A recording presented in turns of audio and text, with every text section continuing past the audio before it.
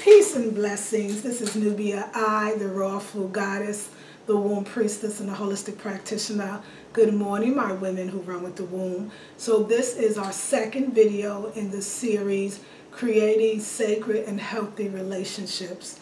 And so today I was really inspired. It took me a really long bath, did my yoga, took a long bath, and I got so inspired. So I want to talk to you about the title of this video. The video is called Looking for Love in All the Wrong Places. Looking for love in all the wrong places. And I really thought about this title, and it came about as I was reflecting on my own life and reflecting on this series and reflecting on some of the conversations that we're having in the group. Wonderful conversations about sacred relationships with our sisters, building those relationships even stronger, those sacred relationships with our men and what that is and what our expectations of them, our sacred relationships with each other, with our own self. It's a beautiful thing when you sit down and you say, I'm going to explore this.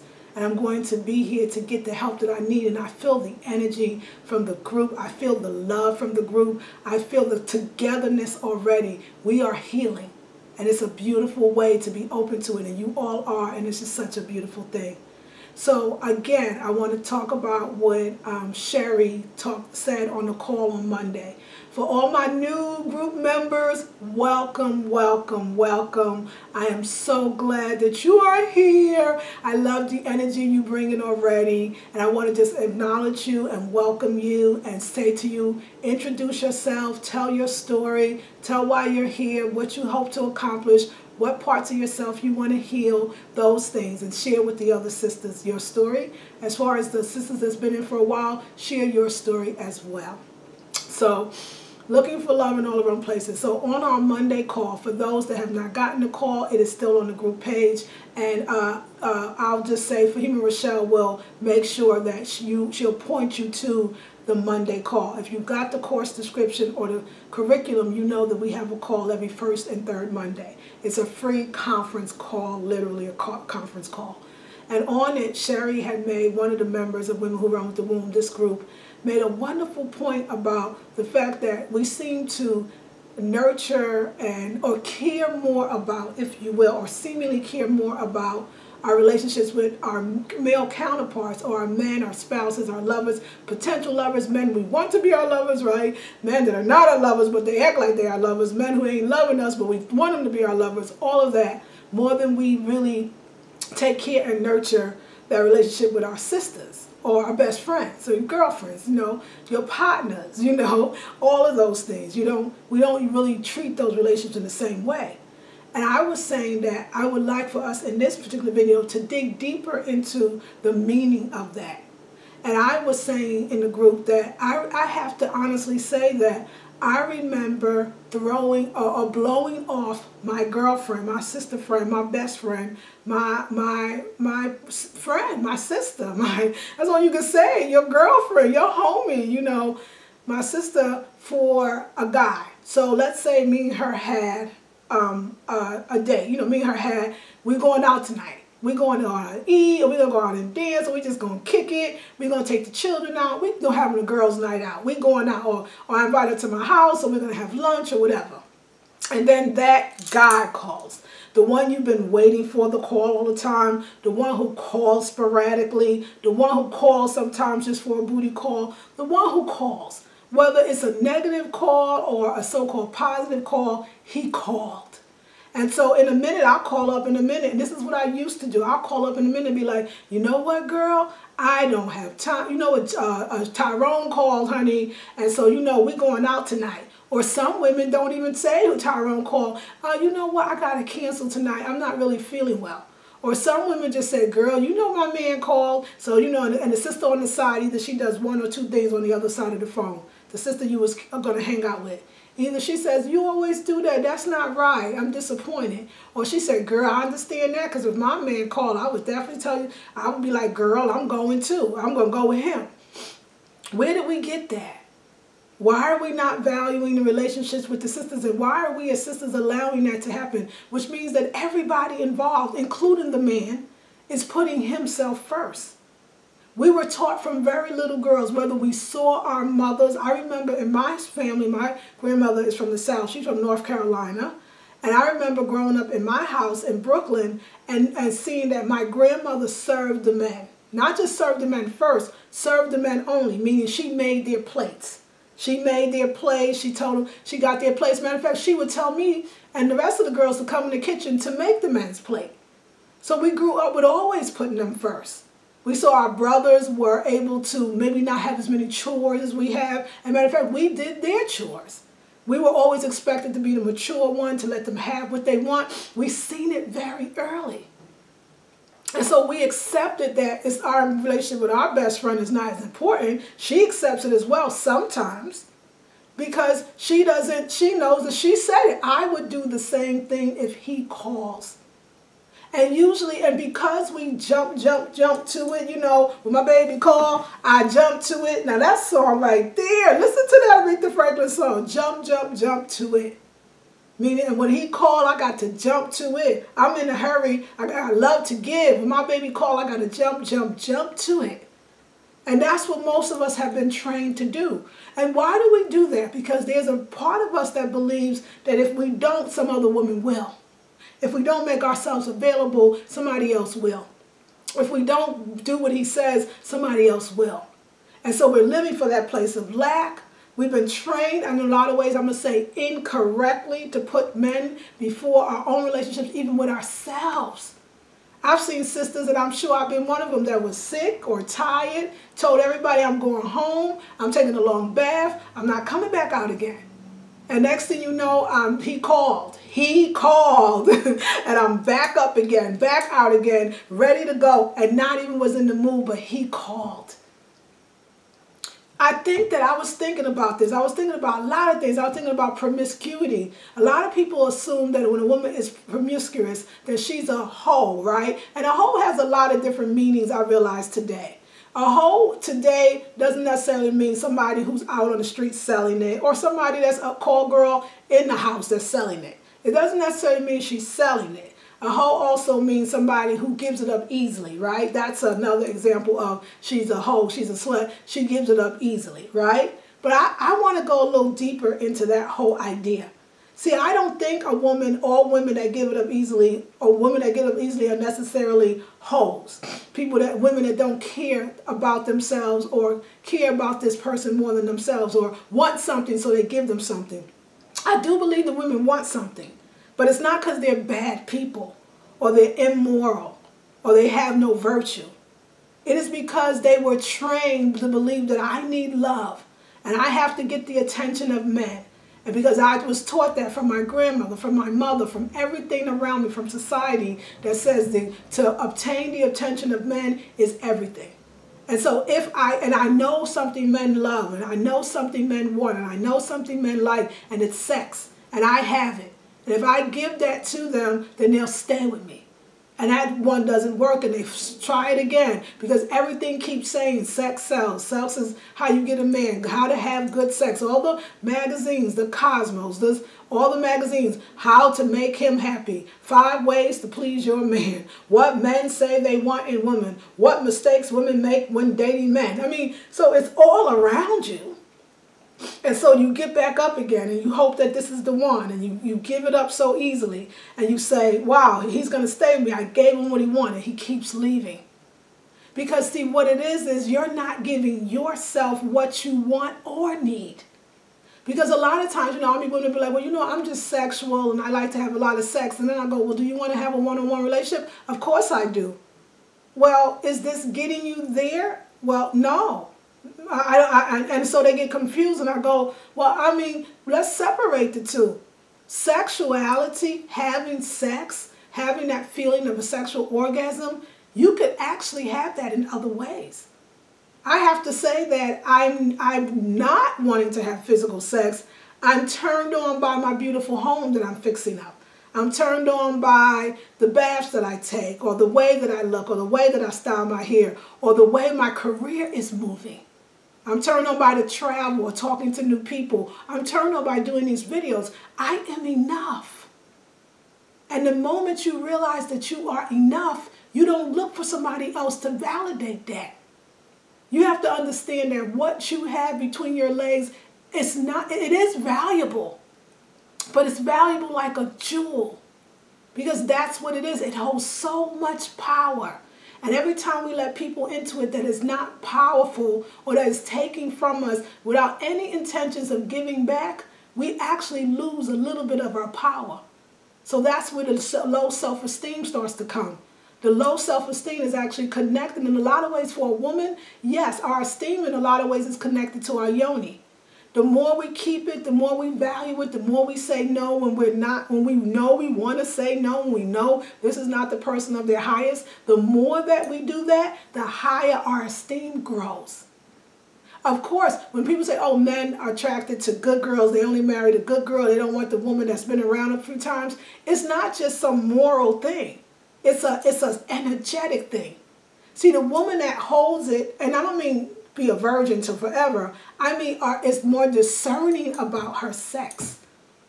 The woman that does that, nobody knows she does that. If she doesn't tell anybody, nobody knows she's a virgin or she's celibate or she's not having sex right now. Nobody would know that by looking at her.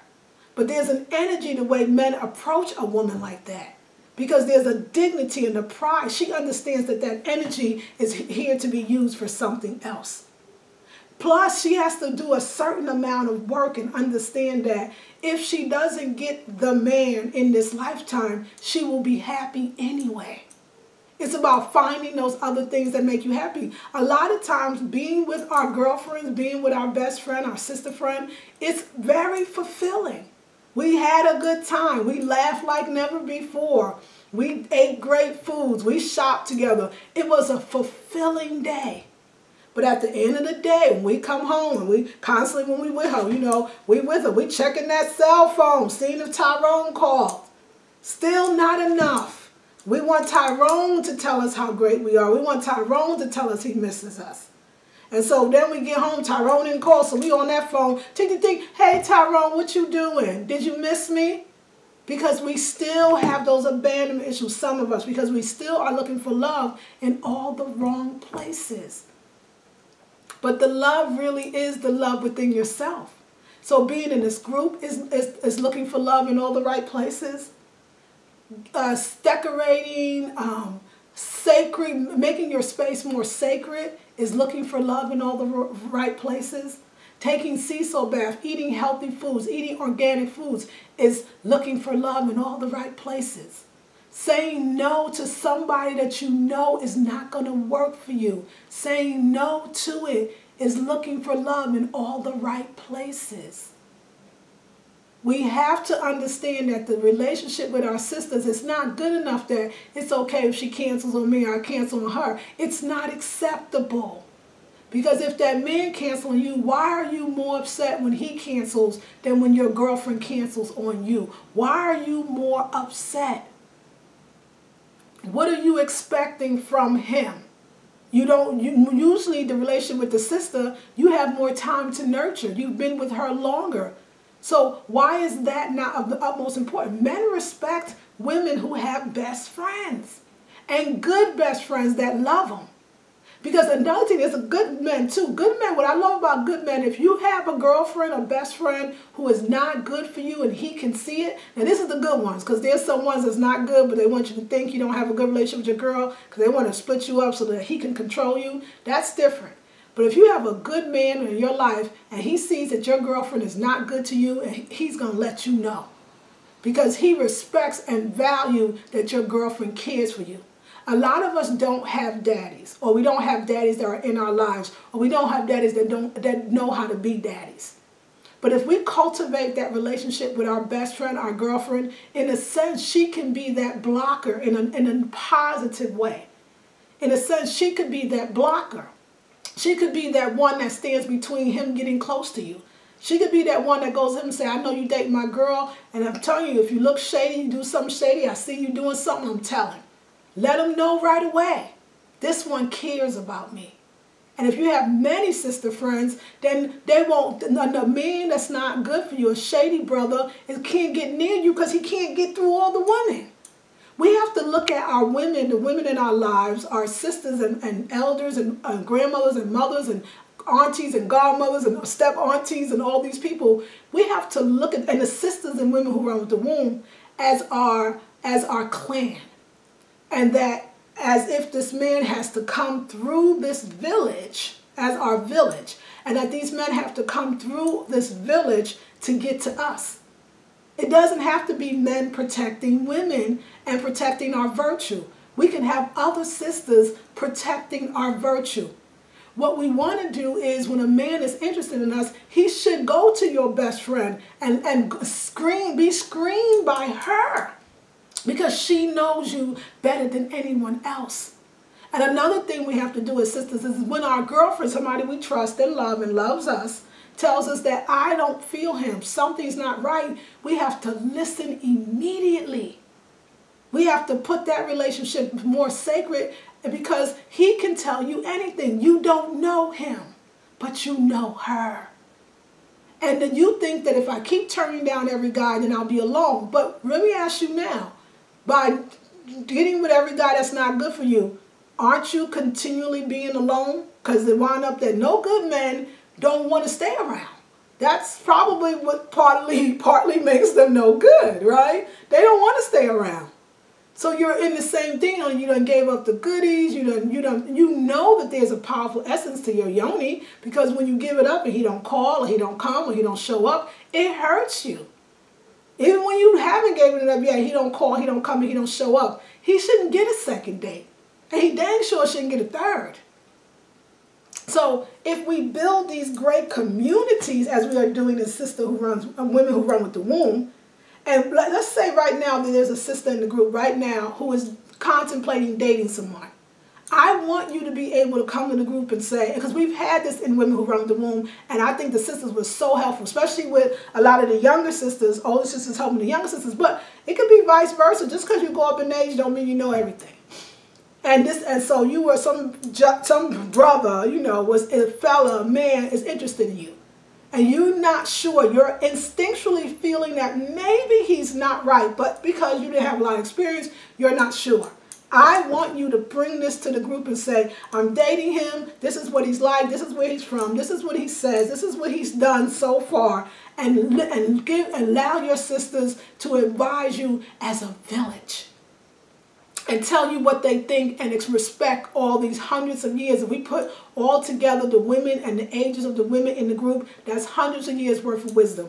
And I don't just want the young sisters to do it. I want the sisters in my age group, sisters that are older than me, sisters younger than me. Let's start having a sisterhood so tight that we're screening each other's potential males and lovers. That bonds us together. See, I understand a lot of times why we don't want to listen to our sister friend or so-called best friend. I mean, if she's your best friend, we should be listening to her. It's because we've been so taught in the society that everything is competitive. And that she's probably telling me that because she wants him. Or she ain't got no man, so what does she know?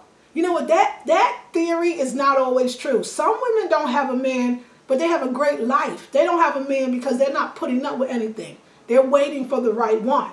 Now, there's some bitter women, but if you should know those. And if you don't, we'll talk about that more as we get more into the series. But there's some women that don't have it because they don't think that that life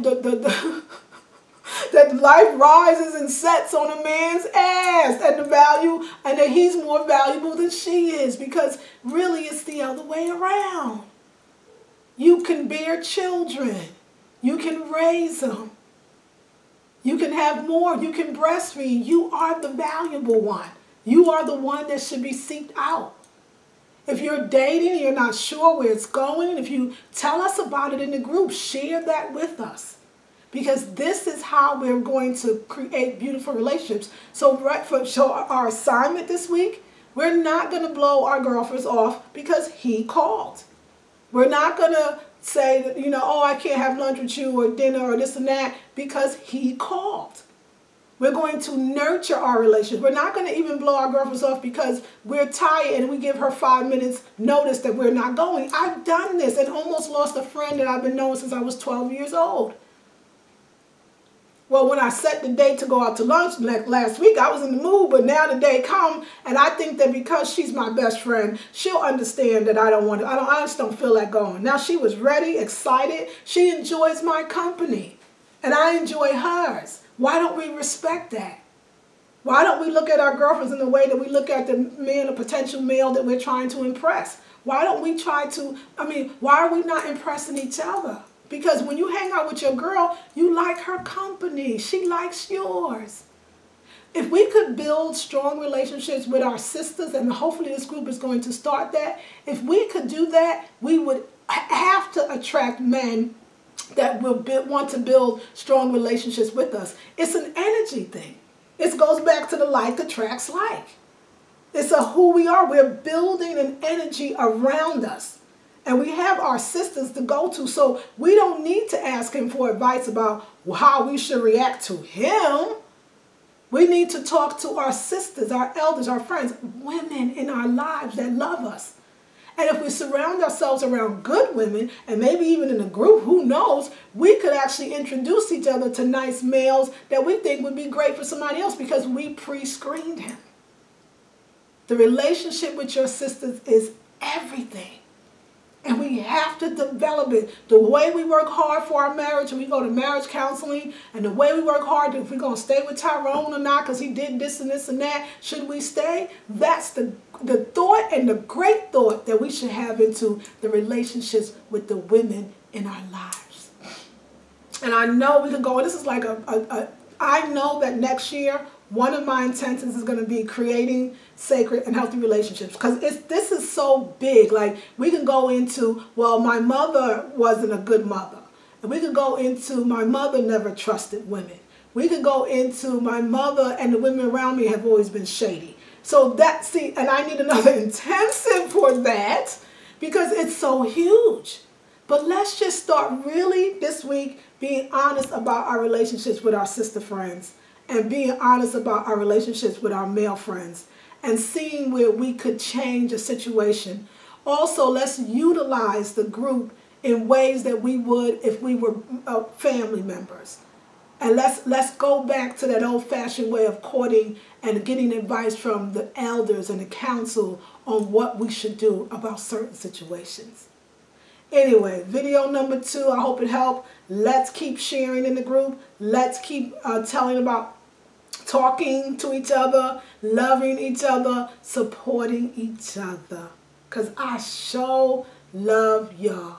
And I'm growing with you. I remember there was a video I made for my regular YouTube channel. She says, you know, it seems as if you're discovering things as you go along. You're not sitting there saying, I know better than you.